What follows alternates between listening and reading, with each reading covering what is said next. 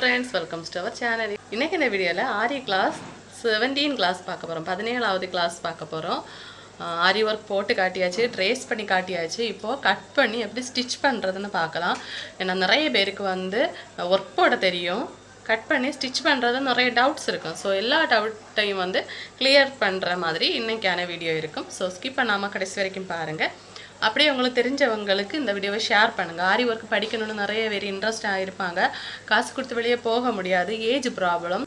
அப்படி இருக்கிறவங்களுக்கு இந்த வீடியோவை ஷேர் பண்ணி கொடுங்க. அப்படியே இந்த வீடியோக்கு லைக் பண்ணுங்கள், என்னை மோட்டிவேட் பண்ணுற மாதிரி கமெண்ட் பண்ணுங்கள். உங்களை கமெண்ட்ஸ் தான் என்ன இன்னும் நிறைய வீடியோஸ் போட மோட்டிவேட் பண்ணுறது. சரியா, வாங்க இப்போ வீடியோக்குள்ளே போகலாம். இந்த ஆரி ஒர்க் ப்ளவுஸ் பார்த்தீங்கன்னா என்னோடய ப்ளவுஸ் தான். நான் ஆல்ரெடி சொல்லியிருந்தேன் என்னோடய ப்ளவுஸுக்கு தான் நான் ஒர்க் பண்ண போகிறேன்னு. இது நார்மல் நீடிலையும் பண்ணலாம். இந்த ஒர்க்கு ஃபுல்லாகவே aari needle and normal needle. Aari needle போட தெரிஞ்சவங்களுக்கு ஆரி நீடில் போடலாம், இல்லைன்னா நார்மல் நீடில் ட்ரை பண்ணலாம்.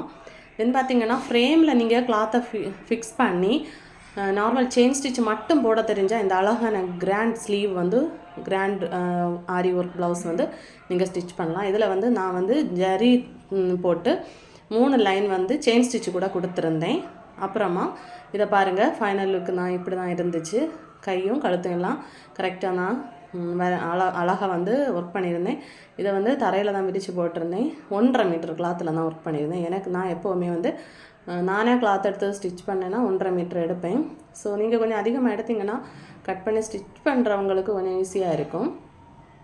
இப்போ லைனிங் கிளாத்தை வச்சு தான் நான் கட் பண்ணியிருந்தேன். ஃப்ரண்ட் பார்ட் நான் கிராஸ் கட் தான் போட்டிருந்தேன், நார்மல் கட் போடலை. ஸ்லீவும் அது மாதிரி நீட்டாக அழகாக கட் பண்ணி எடுத்தாச்சு. இப்போ இதை ஸ்டிச் பண்ணுறது தான் எல்லாருக்குமே டவுட்டு. ஸோ ஸ்டிச் பண்ணுறது எப்படின்னு பார்க்கலாம். இப்போது இது மாதிரி ஃபுட் கிடைக்குது, நார்மல் மிஷினுக்கும் கிடைக்குது, பவர் மிஷினுக்கும் கிடைக்குது. இதில் சிங்கிள் ஃபுட்டாகவே யூஸ் பண்ணலாம். இதில் சின்ன ஒரு ஸ்க்ரூ கொடுத்துருப்பாங்க, அதை நீங்கள் யூஸ் பண்ணிங்கன்னா சிங்கிள் ஃபுட்டாக நம்ம அட்ஜஸ்ட் பண்ணி இது மாதிரி மாற்றி வச்சு ஸ்டிச் பண்ணலாம். கொஞ்சம் துரு பிடிச்சிருச்சு. இது பிராண்டடான ஒன்றும் தெரியலை எனக்கு. ஆன்லைன்லேயும் அவைலபிள் தான். நான் இந்த வீடியோக்கு கீழே டேக் பண்ணுறேன், தேவைப்பட்ட நீங்கள் பார்த்து வாங்கிக்கோங்க. அப்புறமா பார்த்தீங்கன்னா ஆரி ஸ்டாண்டும் நம்ம சேர் டைப் ஆரி ஸ்டாண்டு இப்போ அவைலபிளாக இருக்குது. இந்த வீடியோக்கு கீழே அதுவும் டேக் பண்ணுறேன், தேவைப்பட நீங்கள் பார்த்து வாங்கிக்கோங்க. இப்போது நான் சிங்கிள் ஃபுட்டில் போட்டு தான் நான் ஸ்டிச் பண்ணியிருந்தேன் ஸ்லீவுக்கு.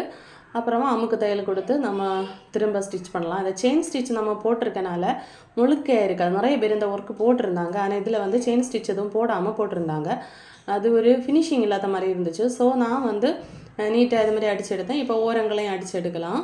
சிங்கிள் ஃபுட் நார்மல் நீடில் இருக்கிறவங்களுக்கு தனித்தனியாக ஃபுட்டு கிடைக்குது.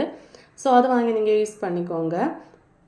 அதோட லிங்கு கிடச்சா நான் அதில் டேக் பண்ணுறேன், இல்லைன்னா நீங்கள் தனியாக மீஷோலலாம் கிடைக்கும், போட்டு வாங்கிக்கோங்க. ஆரி ஒர்க் பண்ணுறப்போ கண்டிப்பாக நீங்கள் இது மாதிரி ஸ்டிச் பண்ணால் மட்டும்தான் பீட்ஸ் அடி வாங்காது. இப்போது ஸ்லீவ் நான் ஒர்க் பண்ணது அதிகமாக ஒர்க் பண்ணியிருந்தேன். ஏன்னா சம்டைம்ஸ் கொஞ்சம் இடத்துல பிளாங்காக கிடக்குன்னு சொல்லிட்டு கொஞ்சம் அதிகமாகவே ஒர்க் பண்ணியிருந்தேன். ஆனால் நீட்டாக இருந்துச்சு. ஸ்டிச் பண்ணி உள்ளாடி போனாலும் பரவாயில்லைன்னு தான். இப்போது கழுத்துக்கு நம்ம ஒர்க் பண்ணலாம், ஸ்டிச் பண்ணலாம்.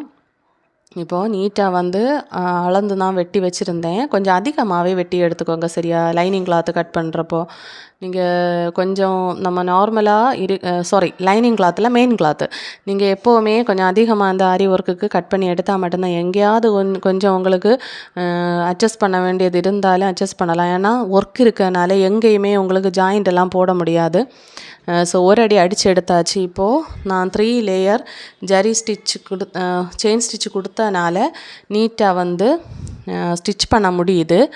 பீட்ஸ் எதுவுமே அடி வாங்கலை. இப்போது ஓரம் எல்லாம் அடித்ததுக்கப்புறமா நீட்டாக நம்ம டாட்டு கொடுத்தா போதும். சைடில் இருக்க கிளாத்தை எல்லாம் கட் பண்ணி எடுத்தாச்சு.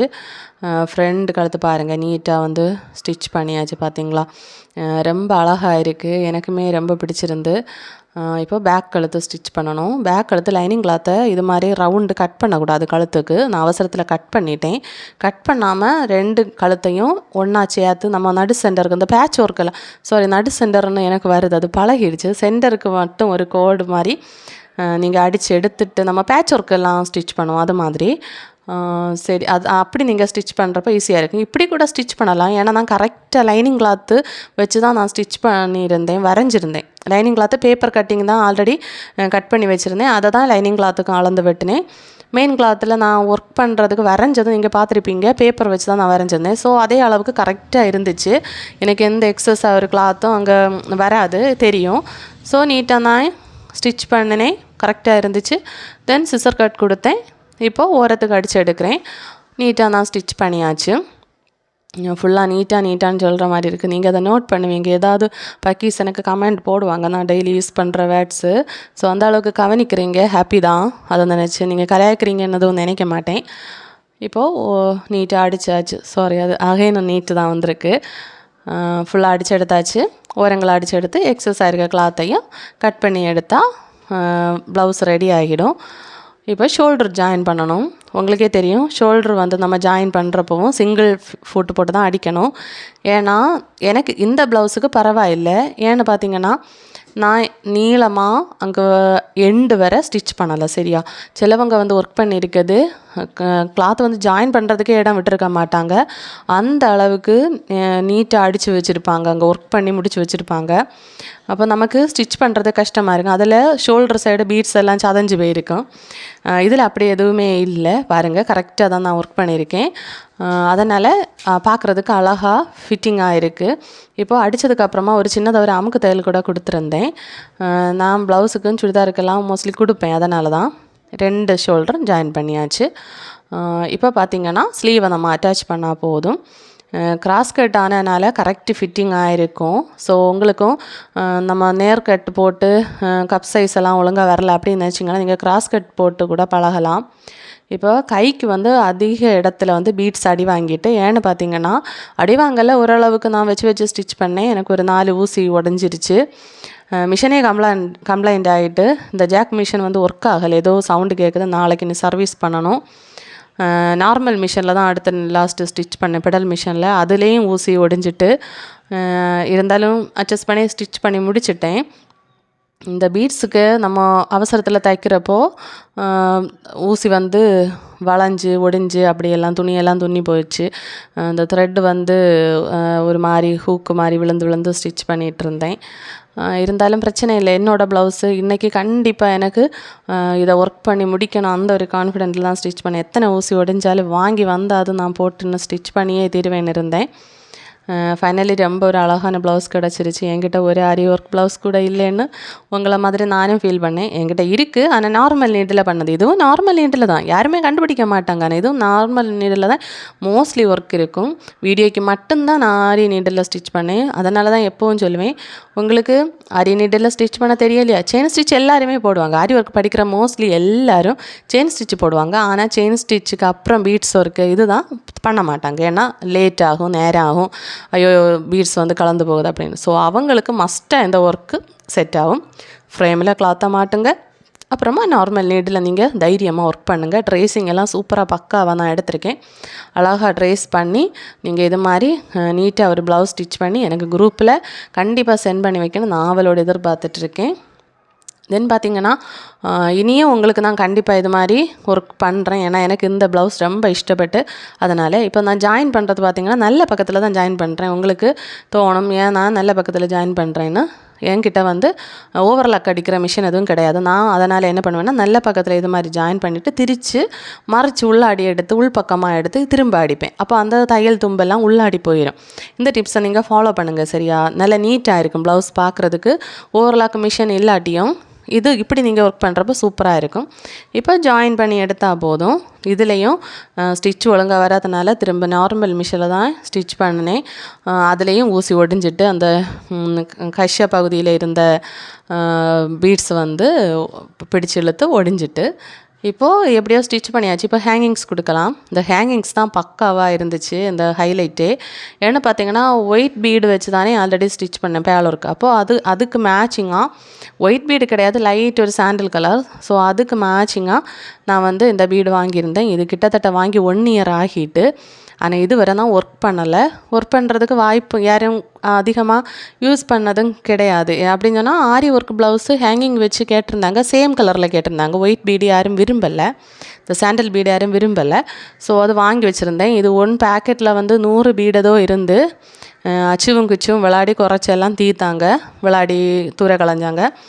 இப்போ வந்து கொஞ்சம் தான் இருக்குது, இருந்தாலும் இது ஒர்த்து தான். ஏன்னா ஹோல்சேல் ஷாப்லேருந்து வாங்கியிருந்தேன் 1 இயர் முன்னாடி. 100 பீடு வந்து 120 ரூபான்னு வாங்கியிருந்தேன். இப்போது இந்த ஹேங்கிங்ஸ் ஸ்டிச் பண்ணுறது ரொம்ப ஈஸி. நீங்கள் பார்த்துருப்பீங்க, நான் பேச்சுவாக்கில் மறந்துட்டேன்.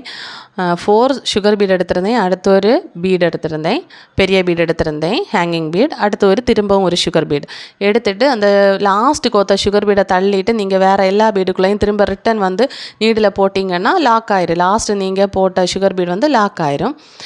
ஈஸியாக வந்து ஹேங்கிங்ஸ் கொடுக்கலாம். ஸோ எந்த ஒர்க்குமே பண்ணாமல் சிம்பிளாக போட்டிங்க கூட நீங்கள் அழகான ஹேங்கிங்ஸ் கொடுக்கலாம். அதுக்காக ஹேங்கிங்ஸ் கொடுக்குறேன்னு சொல்லிட்டு 2 இன்ச்சுக்கு ஒரு இடத்துல ஒரு ஹேங்கிங்ஸ் கொடுத்து ப்ளவுஸை வேஸ்ட் பண்ணாதீங்க, சரியா? நிறைய ஒர்க்கு நீங்கள் நல்லா பண்ணுறீங்க, ஆனால் சில கஞ்ச பிஸ்னாரித்தனமும் மடத்தனமும் காட்டி அந்த ப்ளவுஸோட அழகே போயிடுது. நான் நிறைய வேறு சேனல் வீடியோஸ் கூட நான் பார்க்குறேன், ஹேங்கிங்ஸ் கொடுக்குறேன்னு பேரில். ஹேங்கிங்ஸ்ன்னு சொல்கிறது அந்த பீட்ஸ் வந்து எண்டில் கொடுக்குற பீட்ஸ் பெருசாக தான் இருக்கணும், அப்போ தான் அது நல்லா இருக்கும். இல்லைன்னா நெருக்கமாக கொடுங்க. நீங்கள் சின்ன பீடு கொடுத்தா கூட, ஒரு 4 mm சைஸ் பீடு கொடுத்தா கூட நெருக்கி கொடுங்க, ஒரு 4 இன்ச் டிஸ்டன்ஸ் விட்டு கொடுங்க. இது பெரிய பீடும் கொடுக்க மாட்டீங்க, சின்ன பீடை கொடுத்து அசிங்கமாக பண்ணி வச்சுருக்கீங்க. ஸோ அப்படி பண்ணாதீங்க. பாருங்கள் ஃபைனல் லுக் எப்படி இருந்துச்சுன்னு. வெகு விரைவில் இந்த ப்ளவுஸை நான் வேர் பண்ணி காட்டுறேன். இந்த வீடியோ இஷ்டப்பட்டு காணும். நார்மல் நீடிலையும் ஒர்க் பண்ணலாம், ஆரி நீடிலையும் ஒர்க் பண்ணலாம். ரொம்ப ஈஸியாக ஒரு கிராண்ட் ப்ளவுஸ் நீங்கள் ஸ்டிச் பண்ணணும்னு நினச்சிங்கன்னா இந்த ஒர்க்கை சூஸ் பண்ணுங்கள். அப்படி இந்த ட்ரேசிங் வேணும்னா கூட, இந்த ட்ரேசிங் பிக்சர் வேணும்னா என்னோடய நம்பருக்கு கமெண்ட் பண்ணுங்கள், மெசேஜ் பண்ணுங்கள், நான் உங்களுக்கு சென்ட் பண்ணி தரேன். ஃபைனலுக்கு பாருங்கள், ரொம்ப பர்ஃபெக்டாக வந்துருச்சு. லைக் செய்யுங்க, அப்படியே என்னை மோட்டிவேட் பண்ணுற மாதிரி கமெண்ட் பண்ணுங்கள்.